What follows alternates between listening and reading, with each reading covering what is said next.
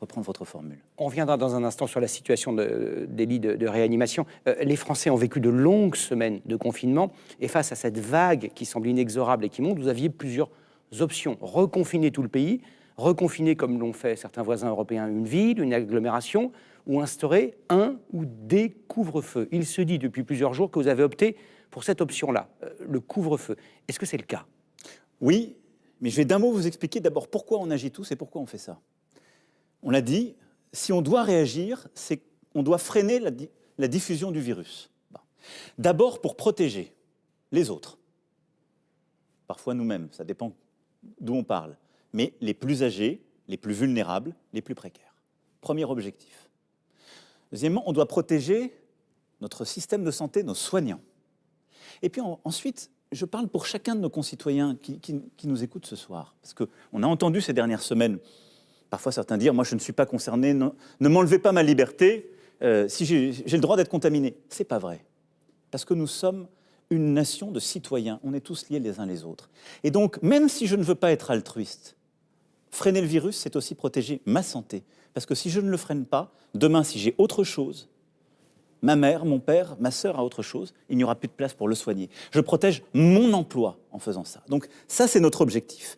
Et cet objectif, de manière très concrète, c'est freiner le virus, c'est faire que ces 20 000 nouveaux cas par jour, on va devoir les ramener à 3 à 5 000 cas par jour, parce que là, on peut maîtriser. C'est que ces 200 entrées en réanimation, on doit aussi fortement les réduire, pour au fond revenir à un niveau de nombre de cas Covid en réanimation qui est de l'ordre de 10 à 15% d'honoraires au maximum, parce que là, c'est soutenable. Donc, vous avez très bien dit, face à ça, il serait disproportionné de reconfiner le pays. Notre objectif, ça doit être de réduire les contacts privés qui sont les contacts les plus dangereux.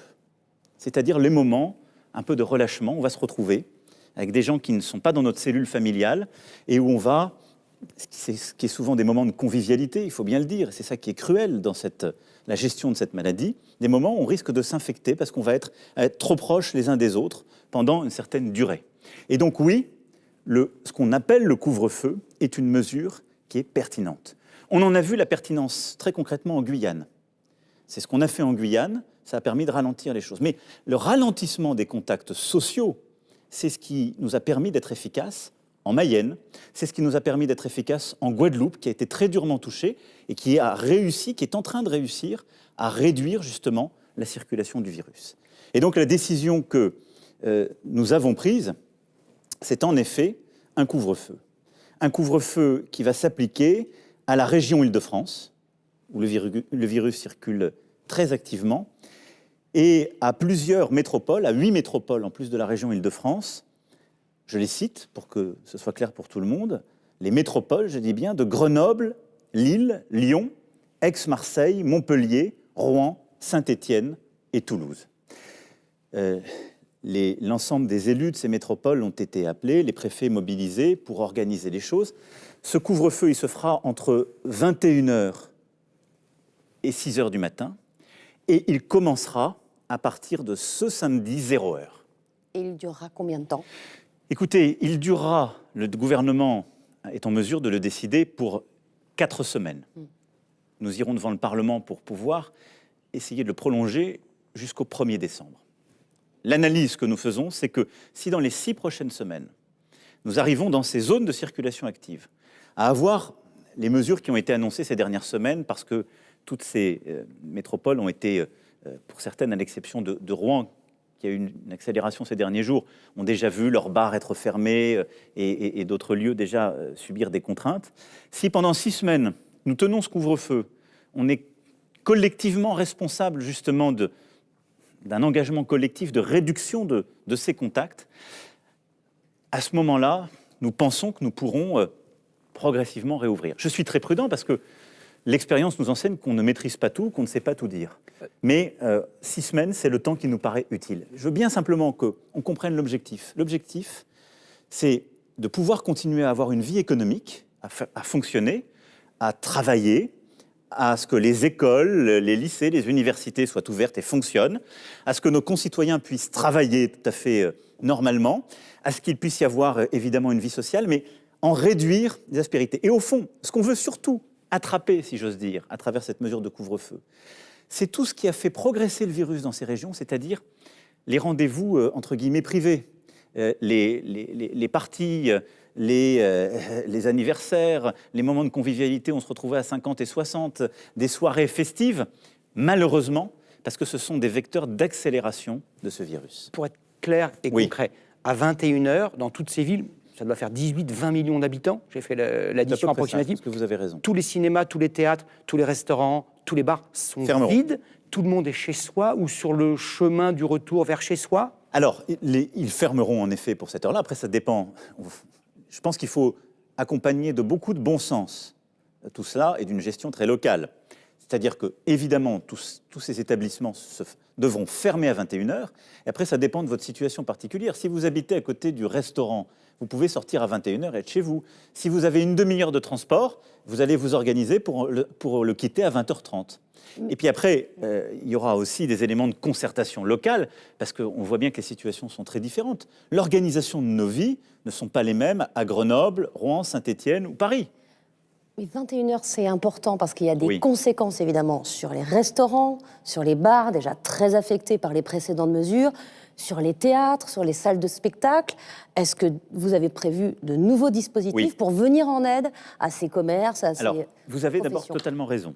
On va essayer d'aider au maximum, par exemple pour les théâtres, les cinémas, à pouvoir avoir des reprogrammations, organiser les choses pour pouvoir y aller un peu plus tôt. Je le dis parce que dans beaucoup d'établissements, les restaurants, les théâtres, les cinémas, on a conçu collectivement des règles qui font qu'on est très bien protégé. Très bien protégé. Parce qu'on a réduit le nombre de personnes avec qui on est à table au restaurant, parce qu'on a des protocoles aujourd'hui sanitaires qui sont très efficaces au cinéma comme au théâtre, ou à l'opéra ou autre. Et donc, là-dessus, on va essayer de programmer un peu plus tôt. Il est sûr qu'il y aura des conséquences économiques pour ces secteurs. Il y a des restaurants qui vont fermer.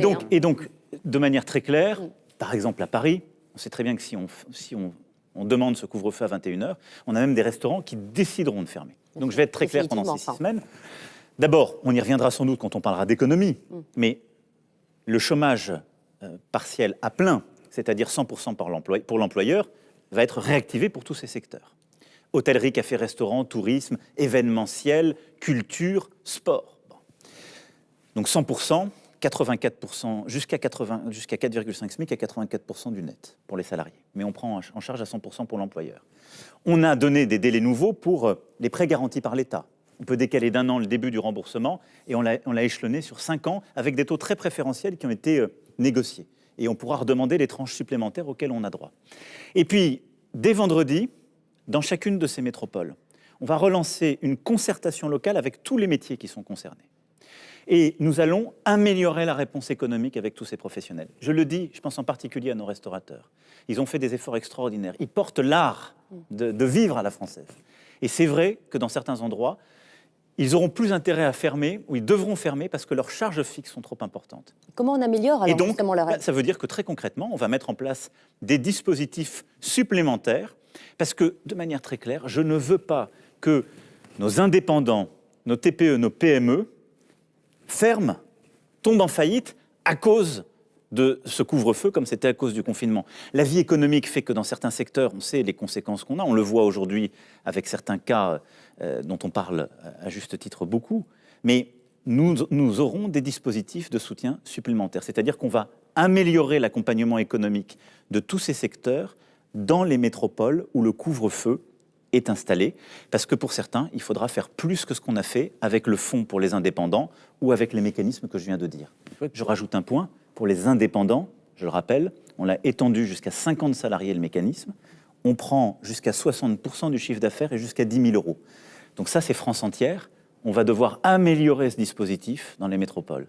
Aujourd'hui, un restaurateur à Paris qui a des loyers importants, qui a fait tous les efforts pour se conformer, s'il ne s'en sort pas en fermant à 21h, on l'accompagnera. Je voudrais qu'on revienne très concrètement aux restrictions de liberté individuelle qui vont nous être imposées. Va-t-il y avoir des exemptions, des exceptions ? J'ai compris que je ne pourrais pas me promener à 22h15 sans motif valable. Y aura-t-il des attestations, comme pendant le confinement ? Y aura-t-il des applications sur téléphone portable ? Comment ça va se passer ? Oui, exactement, comme cela. C'est-à-dire dès samedi matin 0h. Dès samedi, donc c'est le travail qui sera fait dans les 2 jours qui viennent. Il va y avoir des attestations dès samedi. Demain, le Premier ministre avec les ministres feront une conférence de presse pour rentrer dans les détails, mais de manière très simple. Je l'ai dit, nous allons continuer à travailler. Notre économie en a besoin, notre société en a besoin, on en a besoin. Nos enfants ont besoin de continuer d'être à l'école. Je me félicite que nous ayons été parmi les premiers pays à rouvrir nos classes, qu'on ait réussi la rentrée scolaire, et je remercie nos enseignants qui ont fait un travail formidable. On doit continuer ça. On doit continuer de pouvoir aller au travail dans tous les secteurs, pour soigner, pour faire tourner notre industrie, nos services, et notre pays a besoin de ça. Son moral, et puis pour financer le reste du modèle. Bon. Et donc, évidemment, pour toutes celles et ceux qui rentrent du travail après 21h, ou qui travaillent de nuit, qui travaillent plus tard, il y aura une autorisation.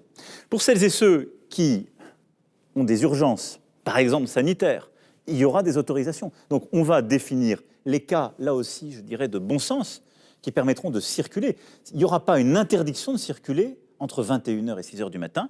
Il y aura une stricte limitation aux bonnes raisons. Mais ça veut dire, par contre, qu'on n'ira plus au restaurant, on ne sortira plus du restaurant après 21h, qu'on n'ira plus chez des amis, qu'on n'ira plus faire la fête, parce qu'on sait que c'est là qu'on se contamine plus facilement et qu'il faut réduire.